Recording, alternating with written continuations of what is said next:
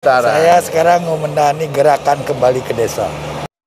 Badung Utara ini terutama Pelaga, ya agrowisatanya.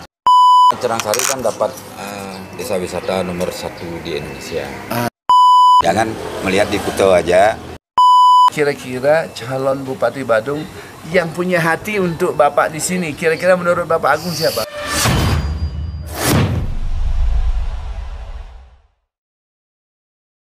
Selamat datang di Jarak Podcast. Pagi hari ini saya bersama saudara-saudara dan ratu saya, ya, Bapak Ibu, ya, Rahagung Alit Yudo, putra pahlawan nasional dan mantan putra Bupati Badung dan saudara Korak. Assalamualaikum warahmatullahi wabarakatuh. Salam sejahtera bagi kita semua. Namo Buddhaya, salam kebajikan, rahayu kita semua. Om Swastiastu, Ratu.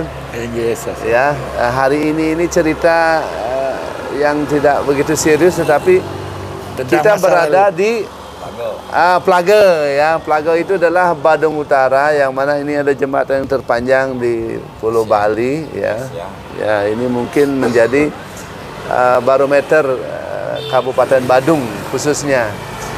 Pak Korak, Keratu, napi artinya niki makin. Sekarang apa kegiatannya? Sampun pensiun ini mantan wakil rakyat, pokoknya tokoh fenomenal yang ada di Badung Utara. Saya sekarang memendani gerakan kembali ke desa. Gerakan kembali ke desa yang kita bangun sudah dari tahun 97. Dari 97. Wow, ini apa namanya? Tahun yang sangat bersejarah. Beliau adalah wakil rakyat provinsi. Gerakan penghijauan yang punya hati. Ya, beliau juga punya anak sekarang menjadi wakil rakyat di Badung. Ya, tentunya ini akan menjadi atmosfer baru di daerah Badung Utara. Kira-kira menurut Keratu, apa sih perkembangan ke depannya untuk Badung Utara ini? Sekarang ini ya belum ada kelihatan ya, karena seharusnya bila mana mau berkembang, equal pembangunan itu kan di sini ada hotel bintang 5 lah, sekolah internasional lah, universitas supaya menyeimbangi pembangunan Bali, Bali Selatan dan Bali Utara, dan khususnya Badung Utara. Kira-kira apa yang mesti harus disampaikan ke pemerintah, Ratu, supaya ini adil? Ya, rasanya paling tepat Badung Utara ini terutama Pelaga, ya agrowisatanya. Agrowisatanya yang memang mesti harus dikembangkan. Tapi di sini sudah ada kegiatan-kegiatan yang terkait dengan DTW, daerah tujuan wisata seperti glamping dan lain-lainnya, sudah ada beberapa. Apa yang mesti harus dilakukan oleh pemerintah untuk Badung Utara ini, khususnya Pelaga, Mungsengan dan lain-lainnya, Kalau Kintamani, karena ini daerah sentral ini. Kalau Kintamani dekat, Bedugul dekat, apa yang mesti harus dilakukan oleh pemerintah supaya pemerintah ini mesti harus baca ya, Pak Agung ya. Kebetulan Cerangsari kan dapat desa wisata nomor 1 di Indonesia. Terkait dengan apa itu kan nomor 1? Tempat kelahirannya pahlawan Ngurah Rai. Terus sudah mulai ada seperti villa dan sebagainya, rafting yang sudah berjalan. Namun karena ada COVID, sementara ini diam dulu. Akhir sudah mulailah tamu-tamu mulai datang. Gimana terutama Bupati Badung supaya seimbang lah di Badung Utara dengan Badung Selatan. Jangan melihat di Kuto aja. Badung Utara ini sudah mulailah dikembangkan lah, karena sudah habis lahan untuk daerah selatan. Diharapkan pembangunan Kebubiar Utara. Ya, karena kan tidak bisa Kabupaten Badung saja, karena terkait dengan provinsi juga, gubernur mesti harus punya andil. Bila mana ada investor masuk, tolong arahkan ke Badung Utara. Gitu kan, kira-kira begitu. Ya, betul. Khususnya Kadis Pariwisata lah. Kalau bisa juga gubernur melihat sekarang kan diratakan lah pariwisata pemerataan biar enggak sebelah pihak lah. Terus nanti terutama ini ada suatu jembatan seperti Payangan Carangsari itu, kalau itu sampai terjadi. Payangan Carangsari itu dulu sudah perencanaan dari gubernur yang dulu lah. Nah, berarti harapan Bapak kalau harapan saya kepada Pak Gubernur Carangsari, Payangan Carangsari dibangun jembatan untuk bisa menyambung komunikasi jalan, hubungan ekonomi maupun pariwisata gitu. Oke, baik. Ini adalah mesti harus direct ke pusat nih, Menteri PUPR Bapak Basuki, mohon didengarkan ini, dan Bapak Gubernur ya, karena ini kementerian lembaga yang diwakili UPT-nya di sini adalah Kabalai 8, Kabalai khususnya Bina Marga ya, karena jembatan ini bukan wilayahnya bupati, wilayahnya gubernur. Ya. Bukan gubernur, karena ini adalah nasional, program nasional, tentunya ini mesti harus disampaikan melalui proposal usulan dari kabupaten, provinsi, dan ke pusat. Adakah yang lain-lain mesti harus dilakukan oleh pemerintah provinsi Bali atau kabupaten Liga 2 atau pusat terkait dengan daerah ini? Kalau bisa pusat itu langsung turun memperhatikan jembatan ini, terutama jembatan sudah perencanaan dari dulu semasih sebelum saya jadi anggota dewan, sekarang sudah tidak lagi. Kalau bisa biar secepatnya, karena ini sudah tamu pariwisata istilahnya domestik maupun non domestik, terutama tamu luar negeri sudah mulai kedatangan mancanegara, agar cepat ini diambil oleh pemerintah pusat maupun di provinsi, terutama di provinsi ya. Iya, berarti ini mesti harus diusulkan oleh Kadis Provinsi Bali Bapak Nur Sakti ya, karena ini harapan masyarakat.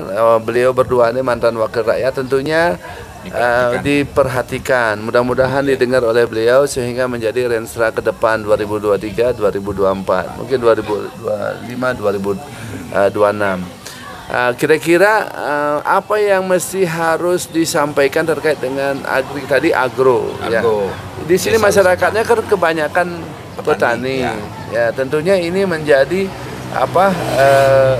barometer di saat habis COVID ini. COVID kemarin kan dari desa ke kota, masyarakat kita dari desa, Petang, Plago, banyak yang ke kota untuk bekerja di bidang perhotelan, restoran, dan lain. Sekarang itu kembali ke laptop. Apa langkah yang mesti harus dilakukan oleh masyarakat di sini untuk bisa hidup?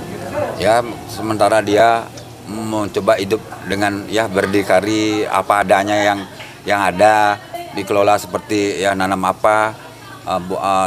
seperti sayur-sayuran untuk dia hidup ya.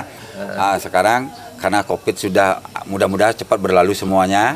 COVID pertama, terus Delta, Omicron, yang terakhir ini kalau bisa agar semua yang bekerja dulu itu kembali dia comeback lah istilahnya, biar kehidupnya lebih mampan. Oke, yang terakhir karena tahun politik. Ya. Pak Agung, siapa sih kira-kira calon Bupati Badung yang punya hati untuk Bapak di sini? Kira-kira menurut Bapak Agung siapa? Tapi sementara simpan dulu. Ada, coba Pak Agung ini kalau namanya opini, gimana itu? Ayo. Banyak calon itu. Seperti di Golkar, PDIP, banyak. Nanti kita Demokrat, jangan lupa. Demokrat. Mudah-mudahan nanti ini kan 2 tahun lagi, maksimal lagi 1 tahun sudah mulailah kita sudah memikirkan masa untuk pencalonan bupati termasuk gubernur. Kalau bisa gubernurnya kembali lagi nanti untuk ketiga kalinya masa depan tuh diberikanlah pada kita yang ada di sini. Terima kasih. Oh, berarti Bapak mengharapkan gubernur kembali jadi dulu ya, supaya tidak berperang lah gitu ya. Ada etikanya gitu ya. Kira-kira ada kesinambungannya. Baru kita to the point aja. Harapan Pak Agung adalah sekarang Pak Koster gitu kan. Setelah itu Pak Giri, begitu aja. Iya, begitu enggak? Terutama Pak Koster dulu. Nah, itu sama dulu, kan. Harapannya Pak gitu ya, masyarakat begitu ya. Pak Koster dulu. Ya, kira-kira to the point itu ya kan, saya tidak ikut campur karena saya tidak berpolitik, mau siapa gubernurnya ya oke aja kan. Tapi ini aspirasi di lapangan saya dapat di daerah yang terpencil ini, di dekat jembatan di Wadung Mungil ini ya. Kalau Pak Wayak, Pak Korak apa? Siapa gubernurnya kita? Siapa? Koster. Pak Koster. Oh, berarti saya sudah tidak tanya lagi karena berarti Bapak bercerita itu dan Bapak cerita seperti ini dengan hati nurani lah. Hati nurani. Kita sudah Pak Koster diharapkan menjadi gubernur yang kedua kan. Karena dianggap sukses. Bagaimana, coba lihat yuk. dianggap sukses. Kalau beliau bicara kan artinya beda ya. Kira-kira demikian bincang-bincang di perkebunan ini. Tentu harapan masyarakat mau siapa guru BCC-nya di provinsi, yang penting bisa mensejahterakan masyarakatnya, memperhatikan aspirasi masyarakatnya. Demikian ya bincang-bincang sama Pak Agung, dan keduanya adalah wakil rakyat. Sampai jumpa di Jarak Podcast berikutnya. Diakhiri dengan Agung Pramasanti. Om Santi Santi Santi Om. Assalamualaikum warahmatullahi wabarakatuh. Rahayu. Namaste.